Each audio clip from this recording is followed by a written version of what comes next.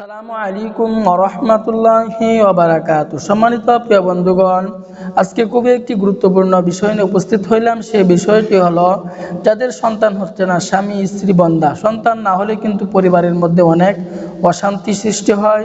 আল্লাহ পাক যদি না দেন তাহলে কিন্তু কেউ কোনো সন্তান দিতে পারবে না।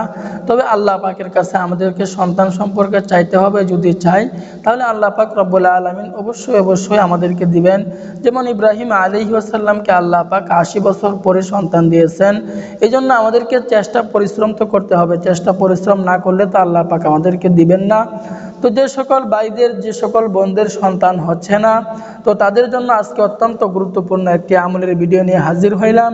এই আমলটি যদি আপনি করতে পারেন, আল্লাহ পাকের অশেষ মেহেরবানিতে আপনার ঘরে সংসারের মধ্যে আল্লাহ পাক রব্বুল আলামিন সন্তান দান করবেন।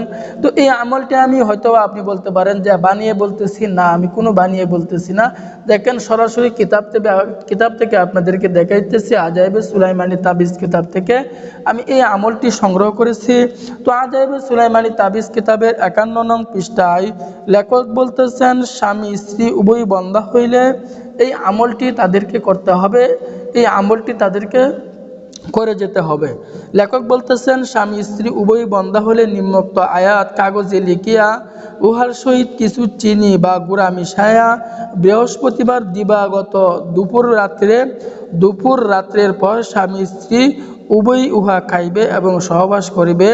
এই নিয়মে ৩ দিন পালন করিলে আল্লাহর রহমতে গর্ভবতী হইয়া সন্তান লাভ করিবে এবং এর তাবিজ মেশকে জাফরান মিশ্রিত কালি দ্বারা লিখিয়া আপনার নিজের সাথে রাখতে হবে। তো সম্মানিত প্রিয় বন্ধুগণ, কথাগুলো আমি আপনাদেরকে আরো ভালো করে বুঝিয়ে দিচ্ছি। নিম্নোক্ত আয়াতটি আমি পরে বলতেছি। এই আয়াতটি আপনি একটা কাগজের মধ্যে লিখবেন। কাগজের মধ্যে কি দ্বারা লিখবেন? জাফরান মেশকে জাফরান কালি দ্বারা আপনি লিখবেন। কিছু চিনি অথবা গুড়া মিশিয়া বৃহস্পতিবারের দিবাগত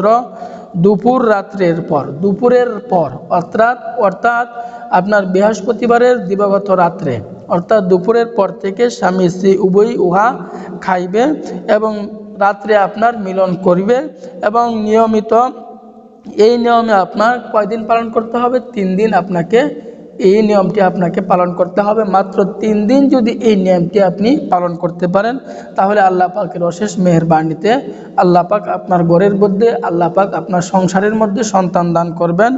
তো এই আয়াতটি হচ্ছে, আমি বলতেছি আবারও, একটা কাগজের মধ্যে মেশকে জাফরান দ্বারা এই আয়াতটি আপনাকে লিখতে হবে। সেই আয়াতটি হচ্ছে, বিসমিল্লাহির রহমানির রহিম, খালাকাকুম মিন নাফসিন ওয়াহিদা ওয়া খালাকা মিনহা যাওজাহা ওয়া বাসসা মিনহুমা রিজালান কাসীরান ওয়া নিসাআ ওয়াত্তাকুল্লাহাল্লাযী তাসাআলুনা বিহি ওয়াল আরহাম ইন্নাল্লাহা কানা আলাইকুম রাকিবা। তো এই আয়াতটি আপনারা পাবেন কোথায়? বলতে পারেন যে এই আয়াতটি আমি পাবো কোথায়? এই আয়াতটি হচ্ছে আপনার সূরা নিসার প্রথম আয়াতটি আপনি কাগজের মধ্যে লিখিয়ে মেশকে জাফরান দ্বারা লিখিয়ে কিছু চিনি গুঁড়া মিশায় বৃহস্পতিবারের দিবাগত রাত্রে এগুলো আপনি সেবন করবেন এবং ওই রাত্রেই আপনি যদি মিলন করতে পারেন, তাহলে আল্লাহ পাক আপনার সংসারের মধ্যে সন্তান দান করবেন।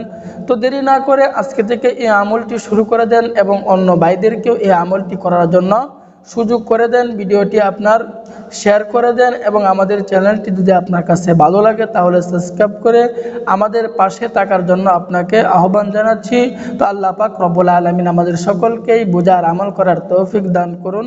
আমিন।